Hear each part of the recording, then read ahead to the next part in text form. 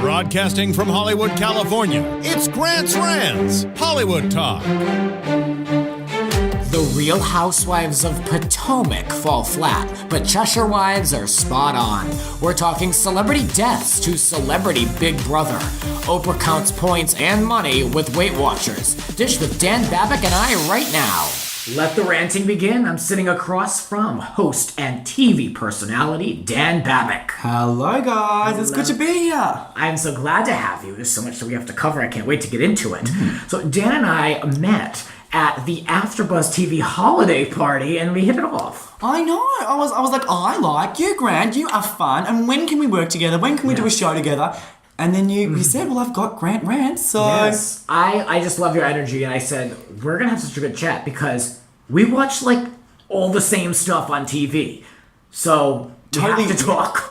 Exactly. We're reality TV obsessed. We watch all the same shows. We would talk about it in our personal lives anyway, so we may as well record it for Grant's Rants. And we have some great mutual friends of the show who have appeared before, like Megan Stecker and Fern Ronay. And love them. So it's like, we just knew that we were going to hit it off. Done. Exactly. It wasn't even a thing. We're like, as soon as we met each other, we're like, yes, we're on the same page. Yes, and a special shout out to @Kelly3222 on Twitter for recommending us having this show together. I know, when she said it, we're like, how have we not done this? And then Kelly tweeted us away and said, you guys need to get together and do a show. And we're like, hell yeah, so thank you, Kelly, we love you. Here we are. Along with my new co-host for this episode, I want to introduce a new segment to Grant's Rants.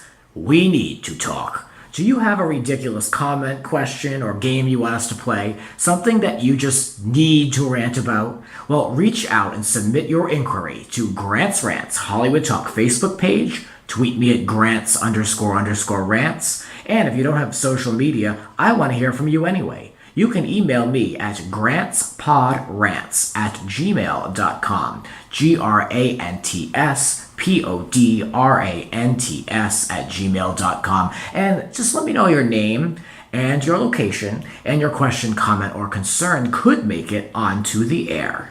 Use the hashtag GrantsRants.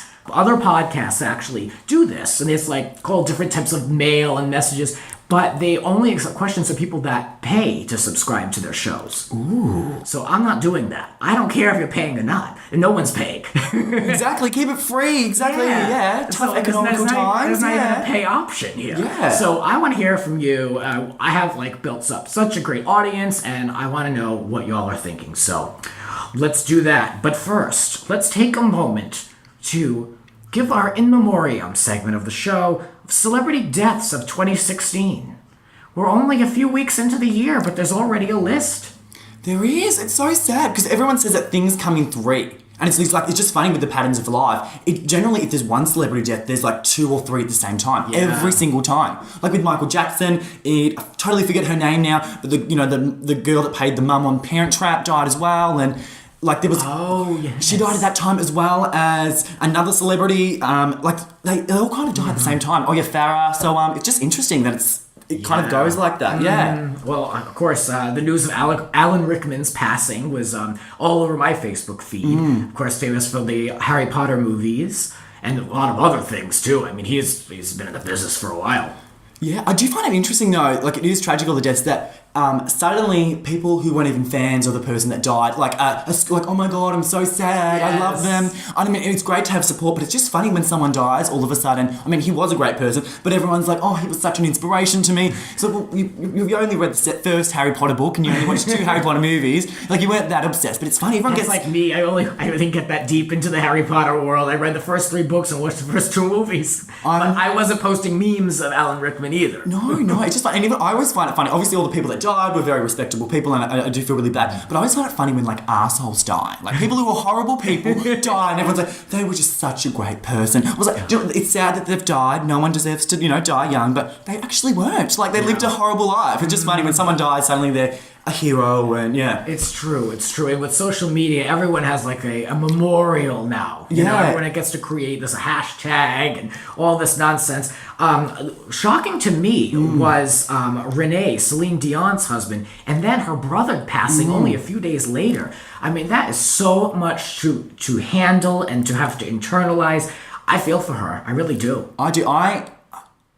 I can't imagine, but I am so close to my family, like so close. And sometimes it's almost, this might sound really bad, but it's just because I'm so close with my family and I know Celine is with hers, I think I would almost like to lose two at the same time. Because I know if I had, it would take me, because then you can grieve, with it at the same time. Because it would take me years to get over one death in my family, and then if someone else died, it would take me more years. So it's almost... I see what you're saying. In a weird way, but I mean, it's tragic. It's just funny that patterns in life, when everything is going well, it's going well, and then when everything's falling, it just seems to all fall at once. It's just weird how the universe works. Yeah.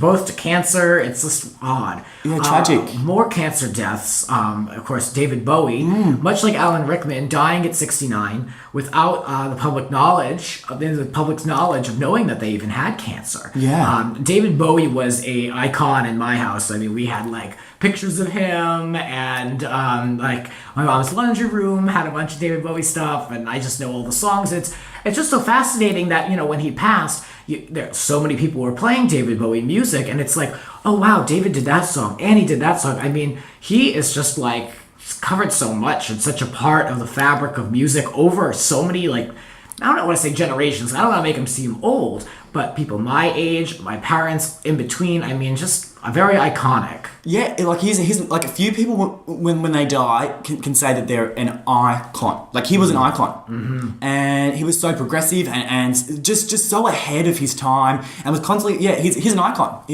But he'll live forever and ever because like in everyone's heart and his music, he's made a difference in the world. He really has. Yeah, definitely. Yeah. Speaking of David Bowie, over on Celebrity Big Brother in the UK, his death made ripples throughout the house. Of course, Angie Bowie, David Bowie's first wife, is in the house, and she's notorious for just being crazy. And there was a huge confusion in the house over which David had passed. I don't know if you watched, but TIffany New York Pollard from The Flavor of Love, my all-time favorite show. I love her, and I just think she's just such a mess. And I can't call her Tiffany. To me, she's always New York. Totally, yeah. But it's odd for me to call her Tiffany, but that's what her name is over there on the show. She took the name of David. I thought it was a house guest, David Guest, from that crazy marriage with Liza Minnelli. Amazing, I know. Oh god, that's a whole other hot mess topic as well. That's a whole other show. That's a whole show. Yeah. But that wedding photo with Liz Taylor, Michael, Liza, and David. Give it to me now. I need to print that and blow that up and have it in my house. Oh my god, I tweeted it the other day. I've been like looking at it on my phone, so I'm just like, remember this anyway. So just Tiffany thought it was the wrong name, and this show, I haven't watched much of Celebrity Big Brother in the past. Is it always this volatile? Is it always this over the top at all times? Always, like it, because I got into it last year when it was 2 years ago when Perez Hilton was in there, and this, I don't know what it is about the Brits, but like they bring the drama. I don't know what it is about it, but like I think sometimes because they are celebrities, they come from privileged backgrounds, and then they're kind of all these massive egos in one place and confined. It's a recipe for disaster. I can't believe the stuff that the screaming, the hitting of cameras, and all the people ready to walk out. I mean, it's like every other episode, it seems like someone's ready to quit. And I watched the American version of Big Brother, and I haven't seen really anyone walk. Yeah. In my time, it's happened, but I haven't really, like, in my most recent memory. But this show, it's like, they're like ready to go, and then like a switch. Then they're like, you know what? I'll stay. So those producers must be working overtime to get in their heads and like convince them. Totally, yeah. But one thing I didn't like about it, I am all for the drama. I think it's, a show, you've got to bring it. But I just felt like it was a bit insensitive to Angie about her former husband dying. Like, I know you've got to make drama and all of that, but I mean, that's something very sacred and something very sad. You don't have to make drama out of that and confusion. It should have been handled in a much better way. Oh, yeah. I mean, it was handled so poorly, and the Big Brother never even stepped in. When she went to the diary room and she was talking about it, she's like, oh, I've effed this up. I've made a mess. like they just let it roll. They let it roll. Like they let Tiffany almost like came for her, and she thought that she was being tricked. And then when she was on the other side of the house, she almost like took off like an animal. They don't know who they're dealing with when they have New York in that house. I know, yeah.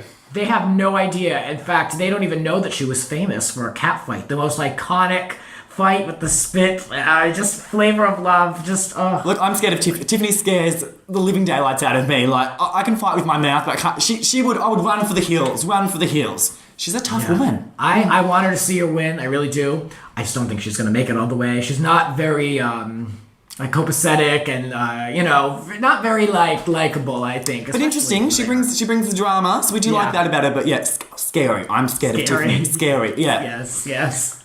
I just can't get enough of her. Now, as of the time that we are recording this, she is up for nomination. And of course, by the time most people hear this, that nomination and eviction ceremony will be carried out in its entirety. But I want people to save her. I'm not ready for her to go just yet. I think she brings a lot of entertainment to the show. And with others, I find them to be a little two-dimensional. But do you know what they actually do? Having 9 producers on Celebrity Big Brother. Well, obviously it's all through the editing as well. So if someone's boring, they kind of contrive it to make, so the audience vote them out. Yeah. But a part of their budget, they have like money set aside to save the people they want to save on the show.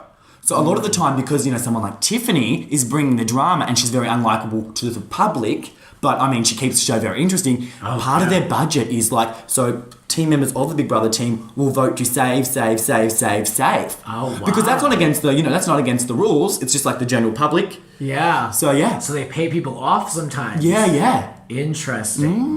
You know who needs to go from that house is Christina. Oh, God. She doesn't do anything. I mean, I need to keep it real, and I want to see people actually participate and do things. I mean, she does what she's got to do, but she's not doing anything extra. She's just showing up. What do you make of Gemma? I like Gemma. Yeah. I like it. Do you know, another one that is, I think she brings a new element. I think there's no one else like her in the house. And yeah, I'm Team Gemma. I do. I mean, at the start I was a bit like, but I do like her. What about you? Well, that girl will find any opportunity to insert herself in the drama. She is what you call a grade A stirrer. She is. But I love the because I love that. It's a reality show. So in real life, I mean, I don't want to do drinks with her. Scary again. But you have to, when you're in a reality, you have to bring it. Yeah. So I believe that she is, in real life, probably a great person, not into all that, but she's in the Big Brother house. Mm-hmm. She's going to bring it. She's going to play the game. Exactly. And that's what I respect most. And that's really why I like Tiffany so much, because she's in there with a strategy. Yeah. She wants to win. She's not there to make friends or to hook up like Scotty T. She's actually in there really wanting to play the game. And that's, of course, after watching the American version of Big Brother, where it's so much strategy and competition wins and really, really game changing and getting in people's minds to get them to do things for you. This show is so much less than that because it's all based on the public vote. It's not so much, to me, so much game playing, but I love when people go in there and they're going to try to make it work anyway in their favor, and they're going to manipulate, they're going to wear a mask and try to fool people. I like that. Yeah. I almost feel like Tiffany is bringing the public into it. So she's like, guys, I'm going to do this, I'm going to do this, I'm going to do this.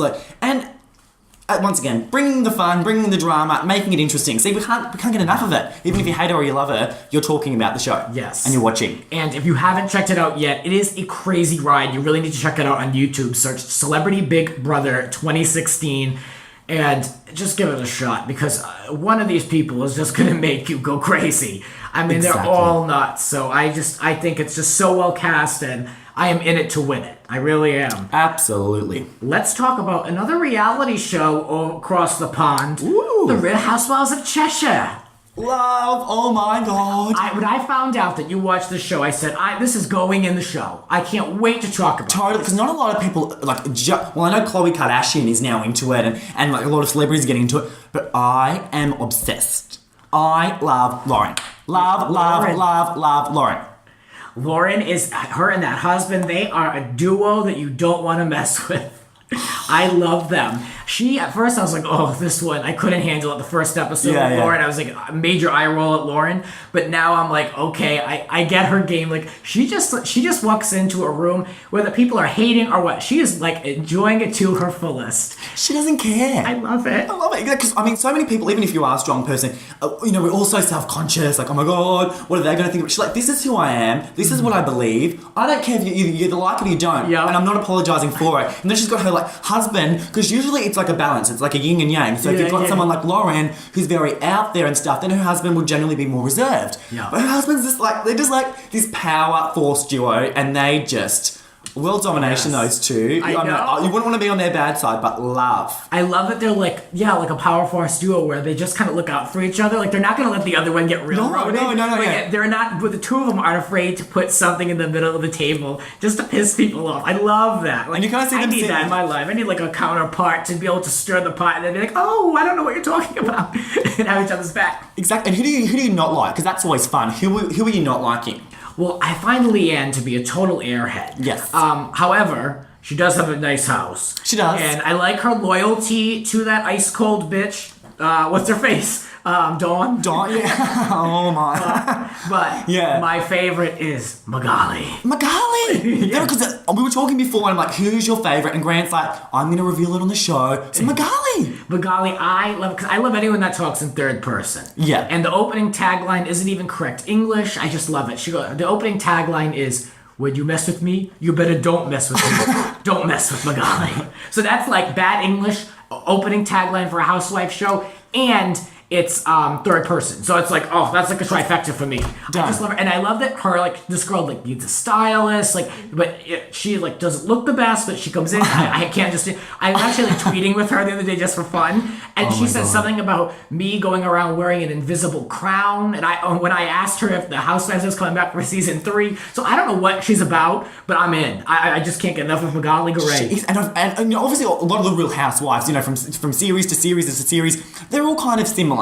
But we've never had one like her. No. I love that she's a bit daggy. I love that she's like can't really speak English. Like before, I thought Yolanda couldn't speak English properly, and I was like, Yolanda, know. pay for some English lessons. You're so rich. And this one, she's like fun. Second favorite, but I've got to say Lauren's energy and her power. Like I just can't get enough. And of course, honorable mention to Tanya, beautiful Tanya. Love who's Tanya, just like yeah. such a good burst of energy. But I mean, this show, if you haven't checked it out, it's like there was a birthday party for a rabbit. There was an argument over whether someone paid for tickets to a charity ball, the creme de la creme ball.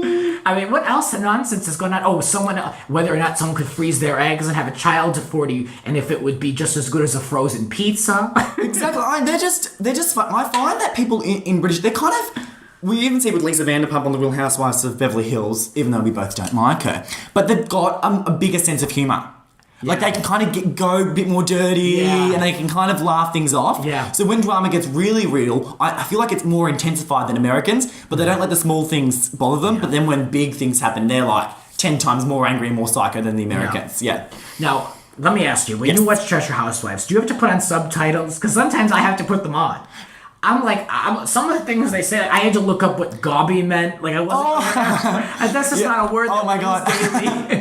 She's like, because Dawn's opening tagline is, I'm gobby and I'm full on. So I was like, hold on. What does that mean? So I had to look up because I don't use that commonly. I really don't. Yeah, well, obviously, because I am Australian, we use a lot of the same. Because obviously, like, the Brits moved to Australia. So, for me, I can understand every single thing. But then I know, like, people who watch The Real Housewives of Melbourne in the Australian one, and the Americans, like, we can't understand them. But obviously, because I am Australian, I get it, yeah. It's very, like, American of me to not completely understand everything. But I'm getting more into it as I study up on the UK reality TV. Because what definition did you get for gobby? Because gobby's got a couple of definitions. So I want to know. It was like straight on, like it was like very like no filter, like slash like just like very like in your face. That's what I got on. Gobby also means a blowjob. Gave them a gobby. Well, during my research, I Yes. came across that via the Urban Dictionary. And because my parents were asking, "Oh, Grant, what does gobby mean?" So that was the first definition I found. Yeah. And then we all kind of concluded that might not be the opening tagline. No, maybe it is. Maybe, but I think it kind of was because it has got the double meaning. People automatically, because they hear gobby on the tip, like, what? Yeah. Oh, yeah, so that's what a gobby, especially, that's what it's mainly used for. So that's its main meaning. So there you go. What do you think of Ampika? No, not loving. you're not loving it. No. It's just funny. Like, I just feel like she hasn't kind of done anything too interesting. Kind of hasn't done anything. I mean, nice, but I don't think she brings a huge flavour to the show. What do you think? I like her. Yeah. I think she's cool, but I think she's looking like a fool. Yeah. Going between these two men. Yeah. She's one of them she's divorced from, but she might as well be living with him. I mean, Yeah. she needs to get her act together, but I do think that she's quite entertaining. See, I don't know what it is. I mean, I think she brings nothing to the show. Like, Really? I've just seen it so many times. Like, especially with all the Real Housewives, everyone's had that kind of drama between the two men. I'm just kind of like, I've seen this done before. Like, Yeah. so that's why I'm not as into her storyline as the others. Well, to your point of kind of seeing things played out previously, Yeah. that's kind of how I felt with the premiere of the Real Housewives of Potomac. Yes. I kind of felt I'm so confused. Where is that? Like, I'm still a little bit Yeah. confused. I'm still like, where is that? Can you educate me? Yes. I'm still not sure. Well, I love that Bravo embraced it and they created the hashtag Where's Potomac and they Yeah. had the promo where the Bravo voiceover guy is like, is there a typo here? Where's Potomac? Like, I love it. They just embrace it. Yeah. That said, it's in the state of Maryland by DC, which we've already had, and Real Housewives of DC that failed miserably, whatever. Yeah. The thing I will say is I just don't think it's needed. Yeah. I think I can understand New York. I can understand Beverly Hills. I can understand upcoming Dallas. I think that's a great region that's untapped. But I don't know if we need this. I've said this on this podcast before. Potomac, no one's checking for them. Yeah. But I think that, of course, I don't expect like Daniel Staub quality drama episode 1. I don't expect table flipping. I don't expect unbelievable drama with things being thrown at the start. That said, I will say, I mean, there wasn't enough shade thrown. It was kind of all of the stuff we've already seen before. Yeah, and what I thought it was going to be originally, and this is what I think they need to do, because it's a market that hasn't been tapped in, and we've only really seen it with Honey Boo Boo. I thought this was going to be like a really ghetto series. Like, I thought we're going to get like we have a word like redneck. Yes. And Well, that's a bogan real in thing. Australia. Like, I was hoping like kind of a bit more on the poor side. Like, how funny would that be? Wouldn't that be hilarious to see these, people from a lower socioeconomic Yes. thing get down? Like, I want to see that. Like, the Real Housewives of the Bronx. Like, Yes. the Real Housewives of... Like, they should do like Yeah. a small town in like Tennessee and have it be on like the CMT channel, like, because that really is where a lot of their shows take place. Like, it's very embraced. Like, I'm not being Yeah. stupid or I'm not being insulting. I just think that, look, they had like Party Down South. Like, they chose the right location for that. Yeah. And that was a different type of demographic. I think it would be nice to kind of switch it up. Now, this show revolves around two things, in my opinion. It revolves around an all-black cast, Yes. which is great, and I love for it, that. But it's in an area that's primarily white, so there's a lot of constant conversation about being black and who thought who was Section 8 and all that, and it's like, I don't know, I just think it was like too much on the nose. Same, because this is like almost like a segue to Oprah. I think the best way, if to talk about issues is to just be. I think that's the most influential. I mean, we've all seen those, I do agree with you. people who are overly Christian and just shove it in your face. People who are overly vegan and just talk about all the stuff. I think the best way is just to be. Exactly, I do agree. And I feel like they're just kind of hashing on it too much and just allow it to be. Yeah, exactly. I mean, like myself and many people, we are quite colorblind now. Yeah. I think that it really doesn't necessarily need to be such an issue of an all-black cast. I think whoever is there, if they're interesting enough to be cast, I'm in. And the second thing that was a theme carried throughout was the theme of etiquette. And, I can appreciate etiquette, of course. Yeah. And, I think I'm a very classy gentleman myself. Of course. But, I just think it was like, it came up too many times. Yeah. I mean, what did you think of when that girl got the gift? I'm one of those people. I love the class. Like, I love the nice dinners, all of that. But I I feel like it's a bit pretentious with the whole etiquette. This girl got a gift and had all rules of etiquette on it with a mirrored frame so the girl could see herself as she read the rules of etiquette. Yeah, I'm just not down for it.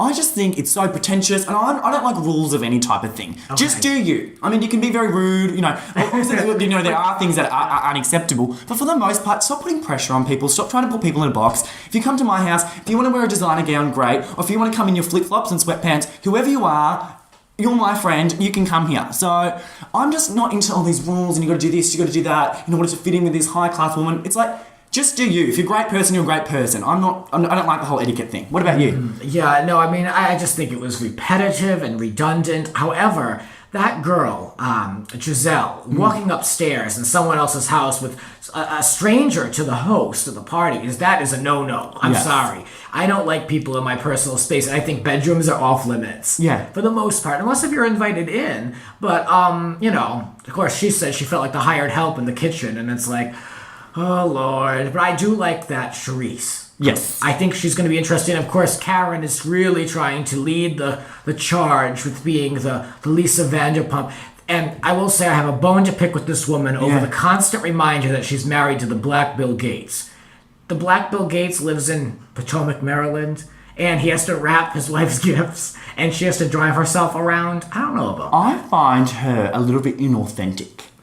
I just feel like she wants to play the character. She wants to be the matriarch. And I don't like that. I you can just kind of see there's something about her where she's calculative and she's like Elisa Vanderpump. She's playing the game and she wants to be seen a certain way. Oh, but yeah. One thing, you can't do that in the Housewives series because it comes out eventually. Yeah. And people will say, you're playing the game, you're not being... And then it all comes out, yeah. It's true. It's very true. Yeah. I gave the show a B. I live tweeted it. My tweets are still up if you are interested. I gave it a C+.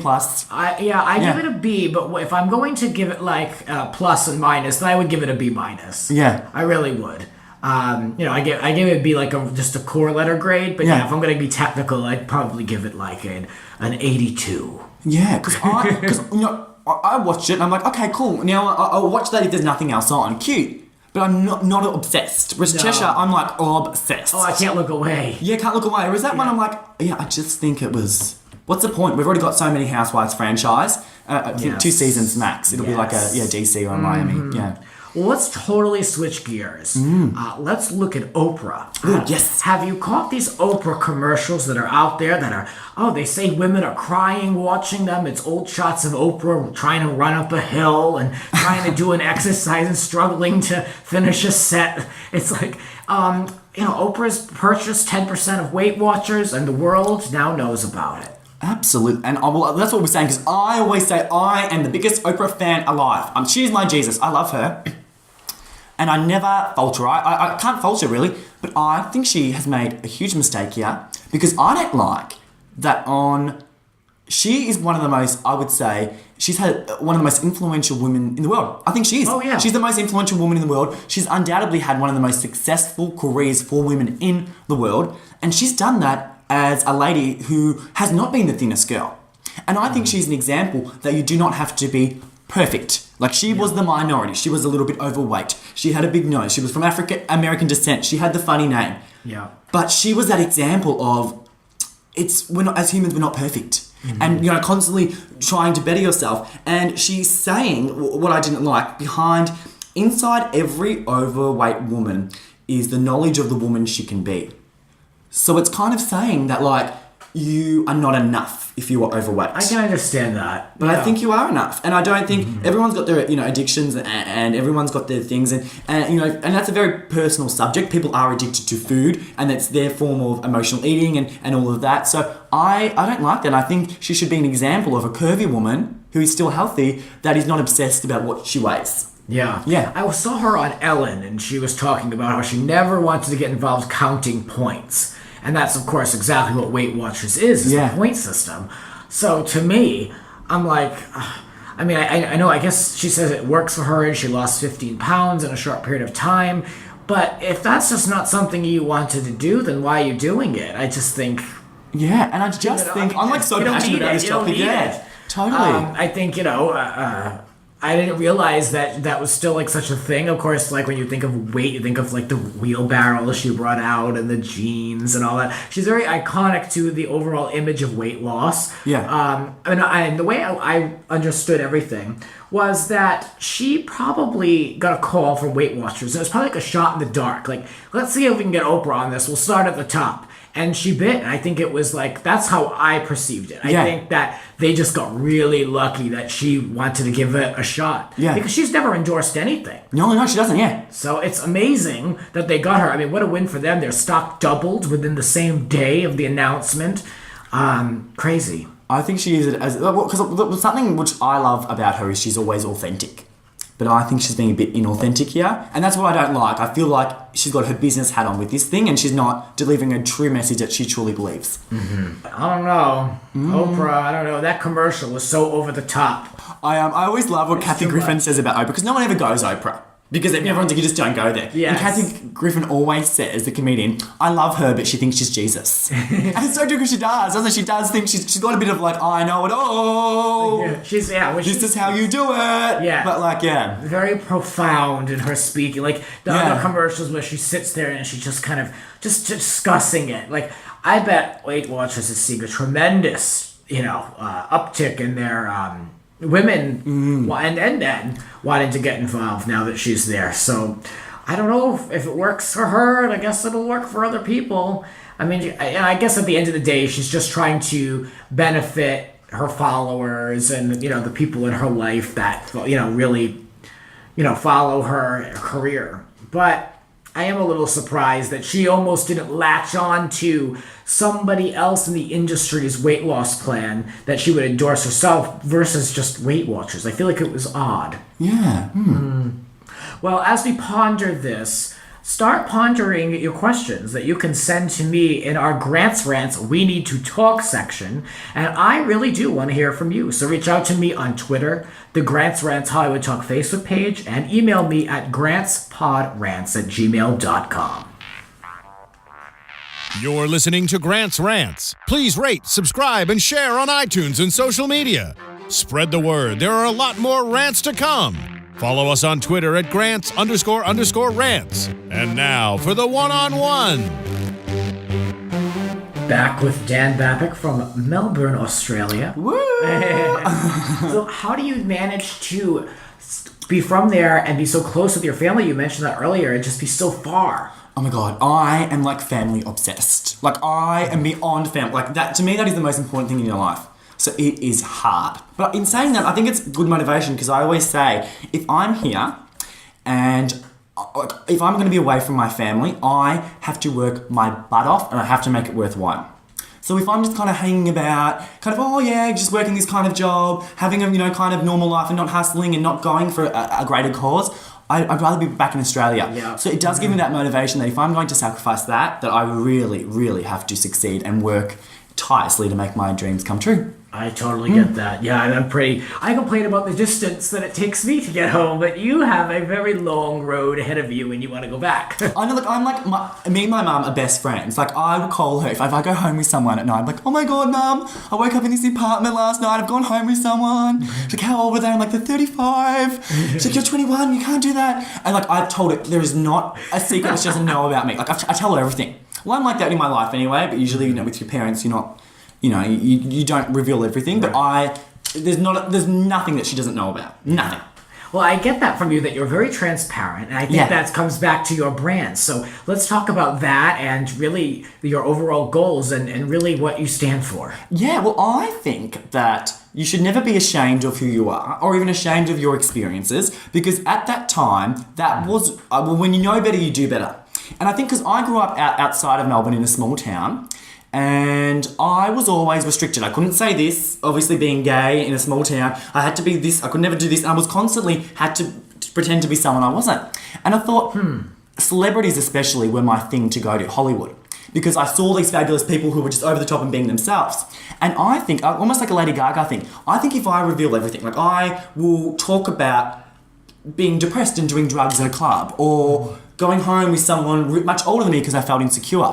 And because I think if I'm willing to reveal everything and go there, it makes it easy for everyone else. And I'm not ashamed of anything I've done because it was just part of my experience at that time. And I want people to own what they've done and move on and just embrace themselves. Whether whether you're a lady from New York who lives in Manhattan that wants to move to Vermont to make maple syrup, or you're like a West Indian that wants to move to Hollywood and be an actress. I just think if that's, as long as it's authentic, because I think there's a lot of delusion, you can't do anything you want to do. If I wanted to be the next Beyonce, it wouldn't happen because I can't sing or can't dance.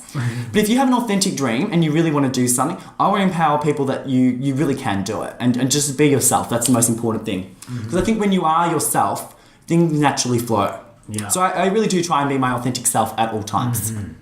Now, what are the goals, the long-term goals that you hope to accomplish? Benchmarks. Benchmarks. Well, I mean, I'm pretty crazy, so I want it all. I'm like, if you're gonna go big or go home. So eventually, it's, I'm obviously doing my red carpet hosting now, so I'll do that, for an E and all of that. Have the reality show in my life. Have the blazer and the fashion line because I love clothes, and menswear isn't as we don't kind of have an affordable kind of Hugo Boss line or an affordable. This is true. I'm blazers. I'm blazer obsessed. So I want the fashion line, and then I want the book, and to just talk about obviously my experiences and all of that, and then so I want to build a bit of an empire. Yeah, it sounds like it, like a real strong brand where you're just super versatile and you're able to really do these things, not just slap your name on something. I feel like I see you just I would never slap my name on something. Really doing it. Yeah, and I would not represent. Yeah, I would never represent. Obviously like. I don't want to name brand, but a lot of people, represent Pepsi or Proactive. But I personally don't drink Pepsi, and I think it's bad for your health. So I would never do that. And if Proactive came and offered me $10 million to be the face of Proactive, I would never do that because I've used Proactive and it didn't work for me. So I would only, So like I'm not into that. I only would do things that have worked because I want to help, and because it is such a frivolous and superficial industry. I think it makes you think there has to be more than that. So if I'm in such a superficial and fake industry, I have to be producing and working towards something bigger.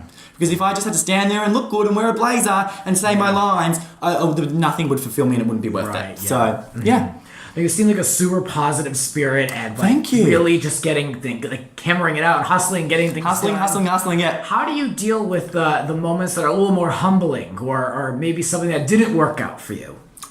Quite good. I think it's just, someone once told me, if you want to be part of the 1%, obviously because 1% of people are presenters and hosts and interviewers, and obviously build empires, you have to be prepared to do what only 1% would do. So I know when I moved here, I slept on a bunk bed in a youth hostel. I moved houses 7 times in 11 months when I first moved here.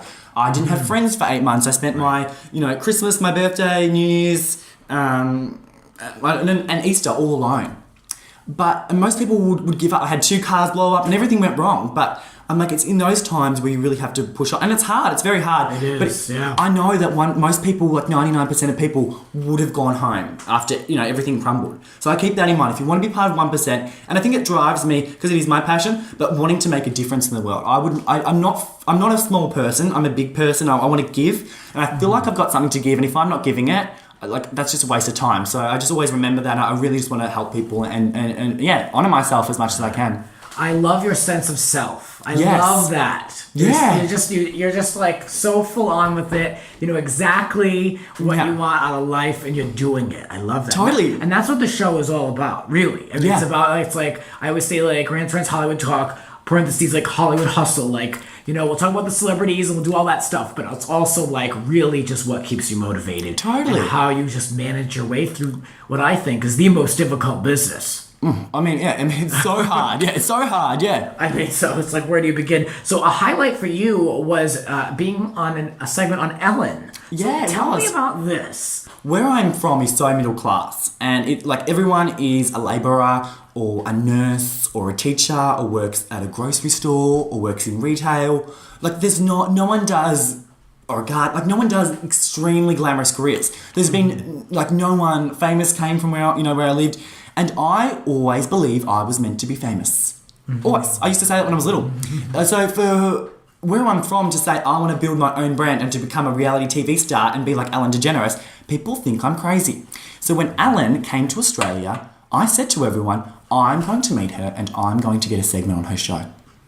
And everyone said to me, you're crazy. Who do you think you are? That's what I had. And I said, I believe, who am I? Because my parents have always taught me that you're not better than anyone else and no one is better than you. So I said, I don't believe I'm better than anyone, but then why now am I less worthy than other people to have an Ellen show? Just because I'm from a small town, I'm not worthy to be on Ellen? That's like, yeah, you can't reverse it. Like, no, I am worthy and I'm going to get on it. So I camped overnight for like 2 or 3 days. It rained. I didn't come home. My parents saw I went nuts. I called all the media and I was in this Ellen DeGeneres underwear screaming, I want to meet Ellen. And I would not stop until the producers would see me on the TV and approach me. And then sure enough, they saw me and they just said, oh my God, like you're trending. Look at this guy in his underwear from this small town. It's like, I'm meeting Ellen, I'm not leaving until I meet her. And they loved it. And then it just snowballed after that. And they kind of said, what do you want? We'll give you your segment. What do you want to do? And then, I wanted to raise money for this particular cancer charity because it helped my dad when my dad was going through cancer. And yeah, we gave us $10,000, which we donated to that charity. And I got my segment. Wow. You just set your mind to it and you do. I'm like, you just keep saying it. Like everyone's like, I'm just like, just do it. Like if you want to meet Alan, like be like, yeah, just whatever it takes. Right. Yeah. And then people were like, what annoy me? It's funny. I never get annoyed in life. I really don't get annoyed. But when people say, oh, afterwards, you're so lucky. I would never get on Alan. I'm like, but would you be prepared to go in your underwear for like 3 days in the rain and scream, I want to meet Alan. If you probably did that, you probably would have met Alan as well. So, yeah, it's just action. That's it. Action over luck. Yes. Yeah. Mm-hmm. I create my own luck. Thank you very much. That is the way to do it, especially in this business. You're going to create it yourself. Absolutely. I'm not happy. I don't want to wait for the phone call to call. I'm calling up. If the phone rings, fantastic, but I don't live my life waiting on other people. Yeah, you can't. Tell me what you did in this segment. Yeah, well, it started off, I just painted, a graffiti thing, and I just spoke about my family's story with cancer and all of that with Alan, and it was just kind of, explaining why I was there and how, about the Australia experience, and it was really nice. It went for about 8 minutes, I think, and it was good. So she interviewed my family, and I did this painting thing. I did, a challenge, and then she gave $10,000 to the best drawing, on this painting, and we just kind of spoke, and it was just really natural and authentic, and yeah, super cool. One of the highlights of my life so far. Definitely. Yeah. Definitely. Yeah. Let's talk about red carpets. Of course, you're out there interviewing celebrities, and you were on the carpet for the Days of Our Lives 50th anniversary. I did catch some of that. What was that? I think you mentioned that was one of your better experiences, like your best interview. It was funny because I was never a Days of Our Lives huge fan. And when I found out I have to cover a carpet for 50 years of Days of Our Lives, I'm like, how am I going to catch up on 50 years? I was so nervous. But what I did with that one is, because there were so many people, I interviewed like 60 people that night, because obviously it's 50 years of actors and actresses. I really mixed it up, and I'm lucky that I work for an outlet that is not like E! Or Entertainment Tonight, where you have to only ask particular questions. I've got particular things I've got to cover, but I can really ask what I want. So I just had natural conversations with people. And because I was just what I wanted to know, because I was like that, I found the celebrities were really receptive to me because I wasn't being a particular host. I was just asking, what questions I wanted to ask. So, the girl who plays Chloe, Nadia, she was the most beautiful woman I've ever seen. I was just looking into her eyes and thinking, like, flawless. So I asked her, like, do you ever get insecure? Because, obviously in Hollywood, they put so much emphasis on what you look like, and how does that make you feel? And she said, of course. I mean, for the first 5 or 6 years when I was shooting Days, I was the most insecure, not confident in myself person ever. And that's amazing because, a beautiful woman. Oh, I know. Yeah. And you just think she would never. And just to kind of normalise her. And I'm like, and then she said at the end of my life, does it really matter what I looked like or the memories I had with my family and what I had to contribute to the world? And I thought, how nice for girls, and to have such a powerful message. Because some people look at like someone like that and think perfect and all of that, but she's like, no, I'm just like everyone else, and I want to empower girls that what you look like is not important, and what you say and contribute to the world is much better. And then Deirdre Hall, my interview with her was amazing. I didn't know a lot about her. Obviously, she played Marlena, and she's a veteran on that show. She's an icon, and she just had an amazing energy and aura about her. She had the light. When people have just she had that about her. And she's a true star. She's a star. Yes. Yeah. Some people have it. I mean, when you meet celebrities, you get so excited, and sometimes they're just, there's nothing kind of special about them. And one thing she said that she liked I said, what is the legacy of Days of Our Lives? What have you brought to it? And she said, what I most like about Days of Our Lives is when that person is spending Christmas alone, when that person doesn't have anyone supporting them through cancer, when that person is all alone, or if that person's, been kicked out of the home because they're gay or whatever, we're always on. And we cover all types of topics. We've covered it all, from gay relationships to this and that and all of that. Yeah, so she said, they've done everything on that. They've done everything. So they're just like, we're always there. And she said, that is the highlight of my life, when I have people come up to me and send me emails and say, you guys kept me alive almost, or you guys were always there. Mm-hmm. And I could turn on the TV and it was like home, and I knew someone was there. Yeah. And I could relate to the topics. That's really the power behind soaps, in my opinion, in general. The cross-generational interest and just what they stand for and all of that they've had. Of course, there's the crazy storylines totally, too, yeah. Returns of the Dead, but it's entertainment value. It is. Yeah, no, those shows, I mean, you just can't replace them when they go. They're institutions. I grew up watching Guiding Light, which was on for over 70 years. And, once they're gone, they're gone. But the ones that are here, they must be celebrated for what they are and for what they represent and for the lives that they touch internationally. Totally. And my mum, even when I was told I was doing it, she's like, oh my God, my grandma was like, I remember when I used to go and watch it, when I used to be a school teacher part-time, and I'd finish at 1 o'clock and 2 o'clock days. My mum would say, oh my God, when I was pregnant, it brings up memories for people because it's been on for so long. Or when I was going through the death of my dad and had 3 months of work, I used to watch that every day, and that provided me comfort. And everyone's got their own, affiliation with Days of Our Lives, and it has touched a lot of people. So, I thought it was awesome. Yeah, what a cool experience. Yeah. And where can we check out these interviews? Totally. Well, you follow me on Instagram. Everything I do is on my Instagram. And my Instagram is at Dan Babic. That is DANBABIC. So I'm launching my YouTube channel in the coming weeks, and my website, notbasic.com. Nice. All about owning it and being yourself. So I post everything on that, so you can see some of my interviews and all of my cool experiences on @Dan Babic. That's great. And I want to talk a little bit about your style. You mentioned that you'd love to be part of a clothing line coming up that you would spearhead yourself. Where do you shop? And you're a very sharp dresser. Thank you. Well, I think it's very important to invest on those one-piece items that stand out. So I am wearing Christian Louboutin shoes right now, which are a piece of art. Every time I wear them, people are like, wow. And yes, they were like $1,000, expensive. But everything else I'm wearing is Topman, Ralph Lauren from the outlet, Zara, Marc Jacobs, and I've got a Gucci ring. But you buy a Gucci silver ring, only $320 by the way, guys, not too expensive, and you have it forever. You buy a pair of black Christian Louboutin shoes, you have them forever. So if you buy those kind of 2 key pieces, everyone sees it.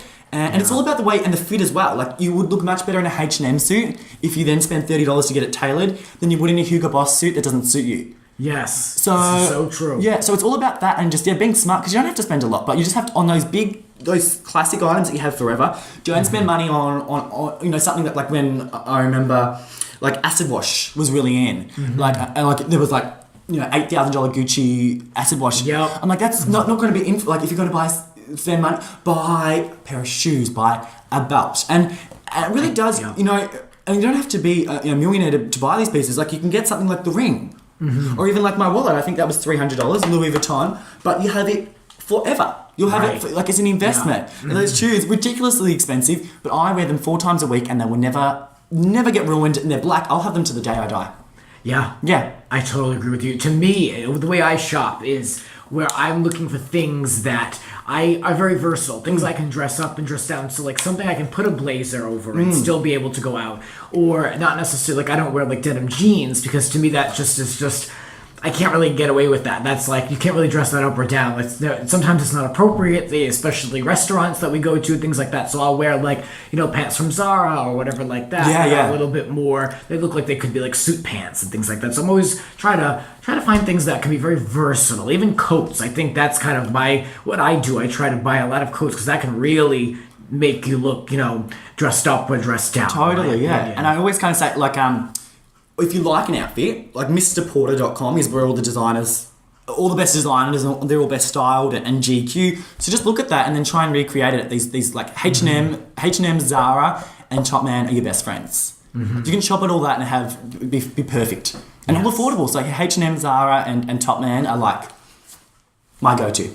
I like it. I haven't really fully embraced top men yet. Get into it. The blazers are incredible. Yeah. And they're good for both people because they're like 2/3 of it is very casual, and then a third is very suity and all of that. Yeah. Mm-hmm. Yeah. So amazing. Yeah, I'm still looking to connect with a few things in there. That store is hit or miss for me, but I have got some shoes from there that I love. Yeah. Yes, love those shoes so much. So I'll have to go in and do Suss some it research. out. Yeah, do some research at Top Man. Yes. Yes.